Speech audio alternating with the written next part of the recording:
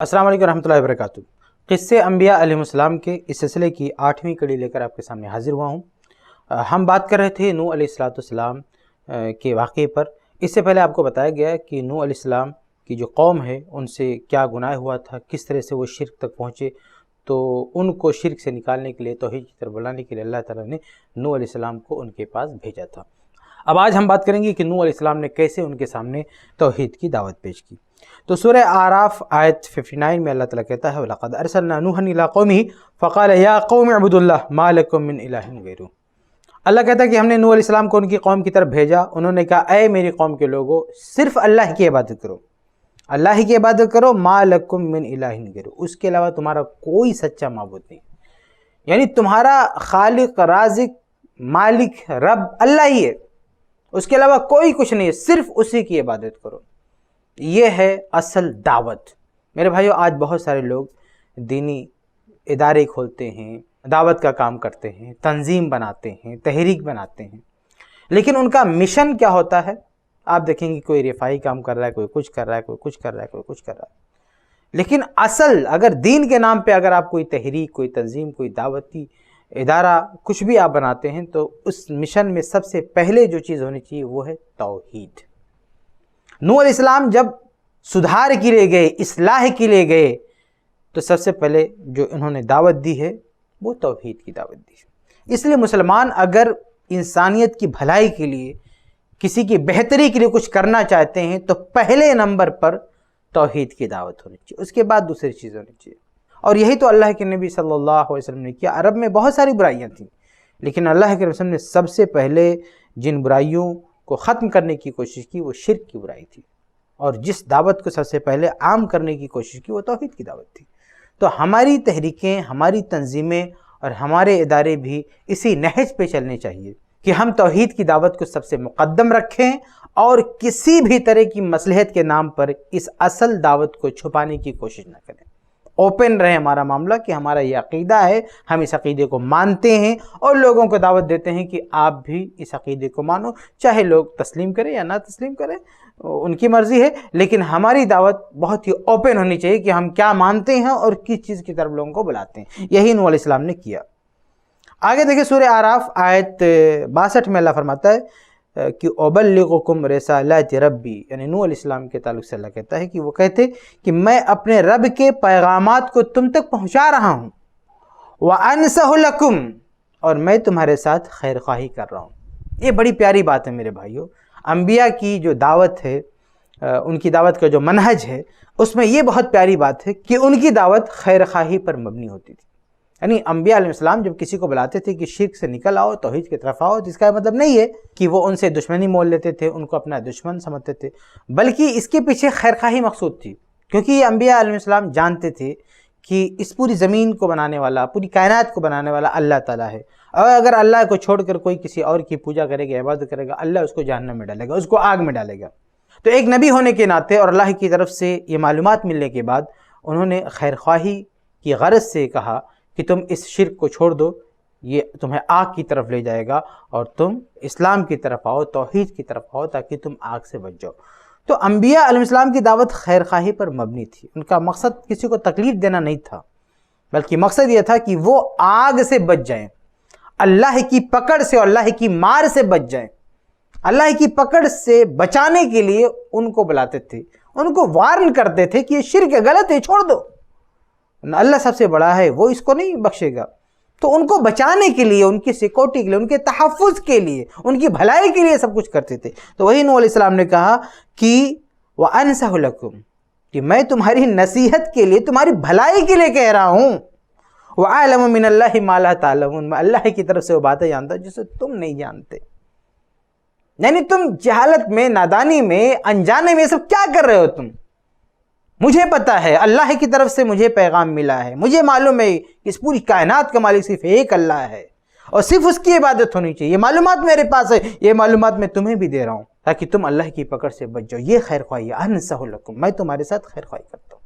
अंबिया अलैहिस्सलाम की इसी अंदाज़े दावत को लेकर आज उलमा को भी आगे बढ़ना चाहिए कि पूरी इंसानियत के साथ खैर ख्वाही करें, और उसके साथ दुश्मनी नहीं, अदावत नहीं, खैर ख्वाही के साथ उनको इस्लाम की तरफ बुलाएं ان کو صحیح عقیدے کی طرف بلائیں، ایک اللہ کی عبادت کی طرف بلائیں، نہ ہی کہ ان کے ساتھ دشمنی کریں، مار پیٹ زور زبردستی، بالکل نہیں۔ اللہ نے قرآن میں کہا لا اکراہ فی الدین، دین میں کوئی زور زبردستی نہیں۔ اور کیوں زبردستی ہوگی دین میں؟ کیوں؟ تمہاری بھلائی کے لیے، آپ کی بھلائی کے لیے ہم آپ کو اسلام کی طرف بلا رہے ہیں، دشمنی کیوں؟ آپ نہیں آؤ گے، آپ کا نقصان ہوگا، مت آؤ، کوئی جبر نہیں ہے، کیونکہ تمہاری بھلائی کے لیے تم کو دعوت دی جا رہی ہے، اپنی بھلائی کے لیے نہیں، تمہاری بھلائی کے لیے دعوت دی جا رہی۔ تمہیں اگر سمجھ میں آتا ہے تو آؤ، نہیں سمجھ میں آتا مت آؤ۔ لا اکراہ فی الدین، دین میں کوئی زور زبردستی بالکل نہیں ہے۔ آگے بڑھتے ہیں۔ جب نوح علیہ السلام نے اپنی قوم کو اس انداز سے دعوت دی، بہت ہی پیارے انداز سے دعوت دی، تو ان کی قوم کا جواب کیا تھا وہ بھی آپ دیکھ لیں کہ انہوں نے کیا جواب دیا۔ سورہ ہود آیت 27 میں اللہ نے نقل کیا کہ ان کی قوم نے کہا نراک اتبعک الا الذین هم اراذلنا بادی الرأی وما نرى لكم علینا من فضل بل نظنکم کاذبین۔ کیا کہا انہوں نے کہ اے نوح، تم کس پیغام کی بات کرتے ہو، کس میسج کی بات کرتے ہو، کس حق کی بات کرتے ہو، کس دین کی بات کرتے ہو؟ کہا کہ ہم تو یہ دیکھ رہے ہیں کہ تمہاری پیروی کرنے والے، تمہاری بات ماننے والے کون لوگ ہیں؟ ہم اراذلنا، ہمارے بیچ میں رہنے والے جو سب سے نیچ لوگ ہیں وہ تمہارے پیچھے جا رہے ہیں۔ ہم کیسے تمہاری بات مان لیں؟ تمہاری بات میں کوئی دم ہوتا تو بڑے بڑے لوگ تمہارے ساتھ ہوتے، یہ تو تمہارے ساتھ چھوٹے موٹے لوگ جا رہے ہیں اور بادی الرائے، بغیر سوچے سمجھے جا رہے ہیں۔ یعنی ان لوگوں نے عقل بھی استعمال نہیں کی، تمہارے ساتھ ہو لیے اور ان کو غور و فکر کا سلیقہ نہیں ہے، ایسے ہی ہو لیے تمہارے ساتھ۔ اور وما نرى لكم علینا من فضل، اور ہم نہیں سمجھتے کہ ہم پر تم کو کوئی فوقیت حاصل ہے، تمہارا درجہ ہم سے کچھ بڑا ہے۔ تو قوم والوں نے یہ کہا، اور یہی اہل باطل کا شعار ہوتا ہے۔ وہ سامنے والوں کو کیا کہتے ہیں کہ تم حقیر ہو، نیچ ہو، اور اسی طرح سے بے وقوف ہو، اور اسی طرح سے تم ہم سے بڑھ کر نہیں ہو۔ تو جب بھی حق کو ٹھکرایا جاتا ہے اور حق سے روگردانی کوئی کرتا ہے تو اس کا دماغ ایسے ہی سوچتا ہے، اس کی زبان یہی ہوتی ہے، اس کی حالت یہی ہوتی ہے کہ وہ اہل حق کو کیا سمجھتا ہے؟ نیچ سمجھتا ہے، اہل حق کو بیوقوف سمجھتا ہے، اور اہل حق کے بارے میں برداشت نہیں کر سکتا کہ یہ ہم سے بہتر کیسے ہو جائے۔ تو یہ قوم نوح کے لوگوں نے کیا سوچا کہ اگر ہم یہ مان لیں کہ بھائی غلطی تھی، اس کا مطلب تم ہم سے بہتر ہو گئے، ہم کو سکھانے آ گئے۔ اور یہی چیز آج بھی لوگوں کو حق کی قبولیت سے روکتی ہے۔ یہ جب خیالات ہو لوگوں کے اندر، یہ اونچ نیچ کے خیالات، ایک دوسرے کو بیوقوف سمجھنے کے خیالات، اور اپنے آپ کو کسی سے کم نہ سمجھنے والی بات، یہ تکبر، یہ غرور حق کو قبول کرنے سے روکتا ہے۔ یہی برائی تھی قوم نوح کے اندر۔